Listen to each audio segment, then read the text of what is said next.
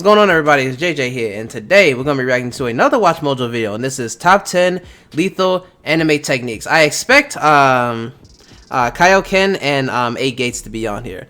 So, you know, other than that, I'm not 100% sure, but other than that, we're going to see what they list as top 10 lethal anime techniques. And without further ado, off limits for a reason, you know. Yep, see Kaioken. I'm Ashley with WatchMojo, and these are the top 10 dangerous forbidden techniques in anime. For this list, we'll be looking at the moves seen in anime that were widely regarded as too lethal to implement. Oh yeah, in Full Metal. I forget the name of that technique, but I know what they were talking about. They still got used anyway because, let's be honest, who can resist pushing the big red button? As always, I'm on Twitter at AshJBo, so head over there, give me a follow, and let me know which of these dangerous forbidden techniques you think is the coolest. It's the Kaioken attack. It's like a massive upsurge I of energy. thought I heard my phone go off, but it's right here. Speed, even hearing and vision improve dramatically. Number 10, Ultimate Dragon, Saint Seiya.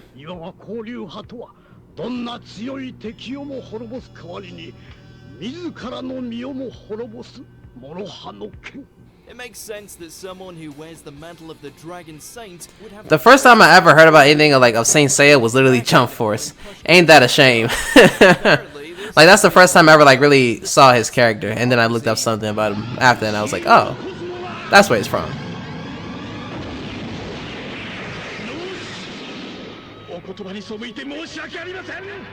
Despite the warnings of his master, Shiryu unleashes the fearsome form against Shura, fully intent on sending them both into orbits where they would perish. If not for a timely... Was Shura the other character? There was another Saint Seiya character in Jump Force other than Seiya, but I forget.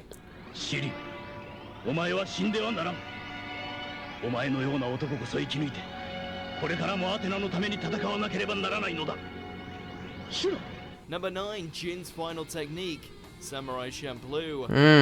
It is the only means in which to kill your opponent when you have no hope of victory. We all know that Jin is an accomplished swordsman, far more traditional in the way of the blade compared to Mugen. And yet, none of that mattered when tested against the unmatched skill of Carrier. Overwhelmed by the hand of God, things looked totally hopeless. At least until Jin remembered the final teachings of his master, a move that would bring down any opponent, but would also likely kill himself in the process. If at all possible, do not ever use this technique. And what Isn't it crazy how a lot of animes, they with a lot of action, action shonens, they push there are characters who literally fight just to fight, but then once you put in a character who's been taught by a master, they basically teach them to fight so that you may never fight. Number 8, Kaioken. Kaioken, King Kai Fist. It all depends on me.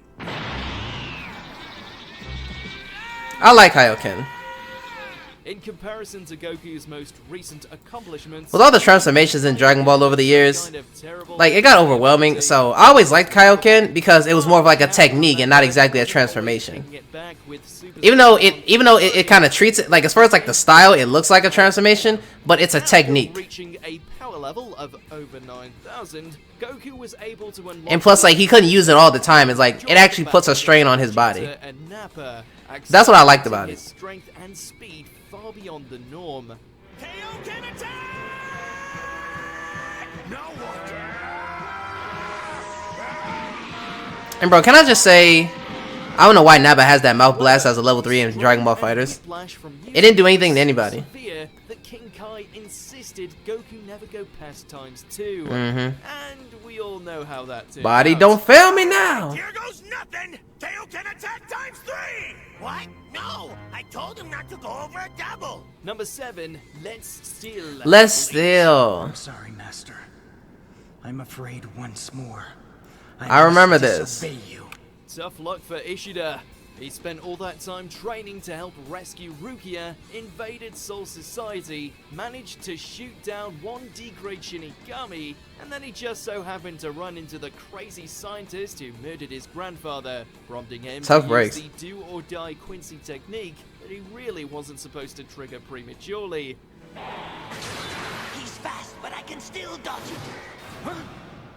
Nope. While it gives his arrows enough of a boost to wipe out Kurotsuchi's Bankai with ease, it also robbed him of his Quincy abilities in the process. You should have read the fine print, mate. Sometimes you have no other options.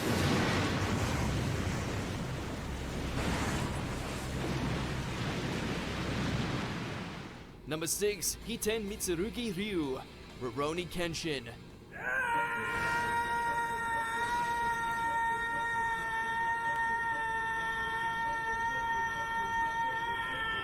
While technically a sword style, the demands this form of combat inflicts on its wielder are devastating. Unless you're a master and can execute movement within an inch of perfection, you can expect to experience some severe recoil. I would like to ask you to teach Why me is the Kenshin final so cool? sequence of the Hiten Mitsurugi style, which were left incomplete 15 years ago. This unfortunately applies to Kenshin as well. Even though he's demonstrated the ability to unleash each and every technique taught to him by Hiko Seishiro, there's always the risk that one false move could lead to the former manslayer falling under the crushing demands of his own attacks.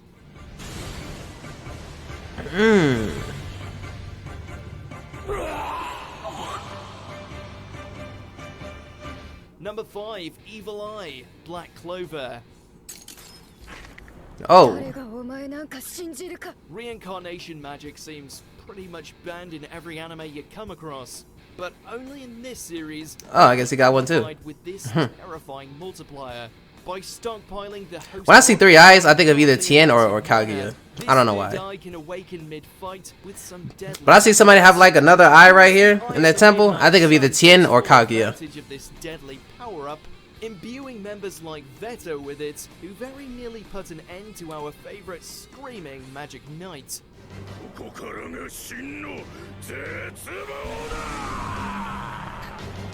Throw in the fact that this particular form of reincarnation magic strengthens the wicked emotions of those who use it, driving them damn near insane, and it's no wonder it's forbidden in the Clover Kingdom. Number 4, Dragon of the Darkness Flame. Yeah.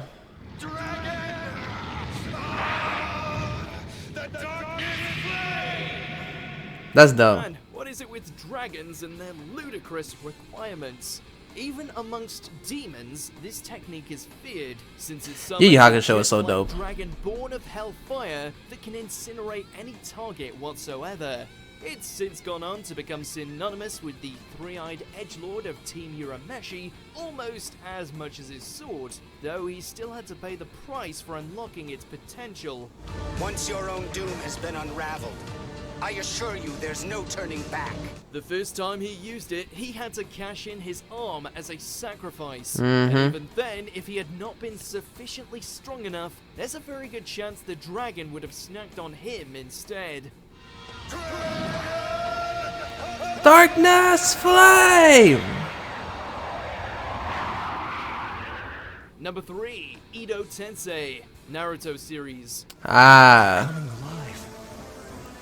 What the devil? I expected 8 gates.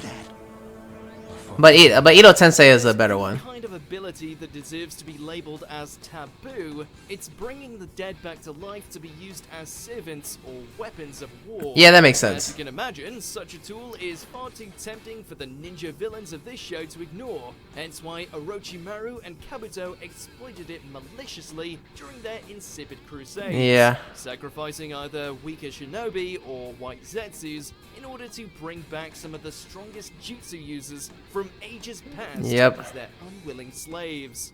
いくつも転生させたけど、個人情報物質を集めるのは大変だったよ。それってつまり死体探しだから。Kind of amazing how quickly you can build up an army when you have an unlimited supply of meat sacks available to act as Yeah, but the realest one they brought back was Itachi. 浄化した魂を冒涜し、必要のない悲しみと憎しみをばらまき続け。 Number 2, Human Transmutation, Full Metal Alchemist Yep. Brotherhood. ローゼ、この者たちはな、錬金術師最大の禁忌、人体錬成を行ったのだ。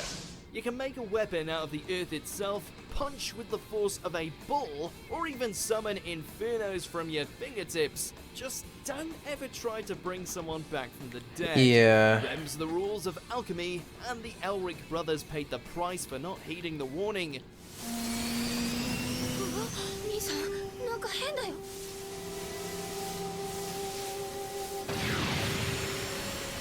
Yep, it turns out the equivalent exchange. Why like a whole KK Genkai came out of that transmutation circle? Leading to Al You can't tell me that what opened up in the middle is not a KK Genkai. Arm and a leg. A harsh lesson learned, and one they spent most of their young lives trying to amend. Yeah. That was tough.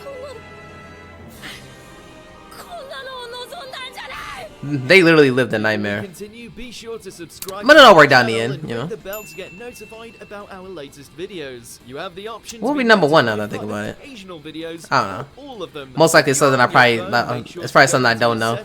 And switch on notifications. Number 1, Giga Slay. Yep, like I said. Slayers.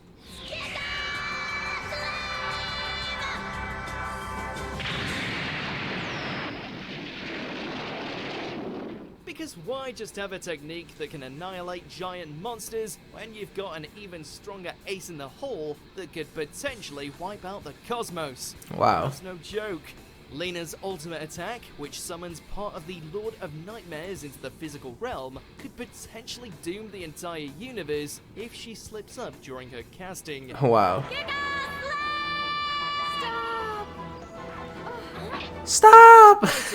It's so crazy how like older animes like some of the expressions just seem like dry. It wasn't like cause we don't know if that was like more of like a remastered version today that more like stop instead of more like a stop. But you know, it's just how it was. It's just how it was.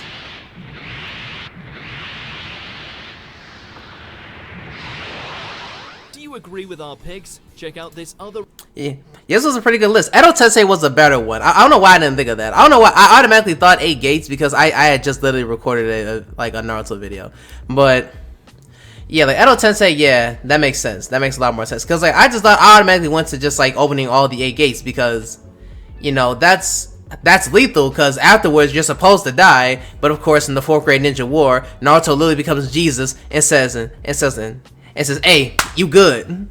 You know, making new eyes for people. Yo, can I just say that the 4th grade ninja war was some bull? it was some bull. Listen, as much as I love my guy, he's one of my favorite characters in Naruto.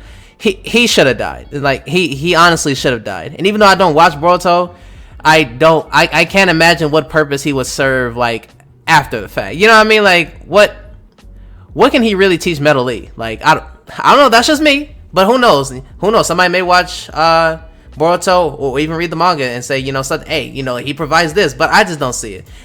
Now that I think about it, there's a lot of stuff during the 4th grade ninja war that was just some bull. Kaguya was some bull, like, you know, like Kaguya should not even exist. It takes away from Madara's character entirely. And the whole Inra and Ashura like reincarnation bull, that like but anyway, we ain't here to talk about that. But anyway, hopefully you guys enjoyed the video, and if you did, make sure to leave a thumbs up, comment down below with your thoughts on the video. Make sure you subscribe to the channel. I'm gonna see you all for the next one. Peace.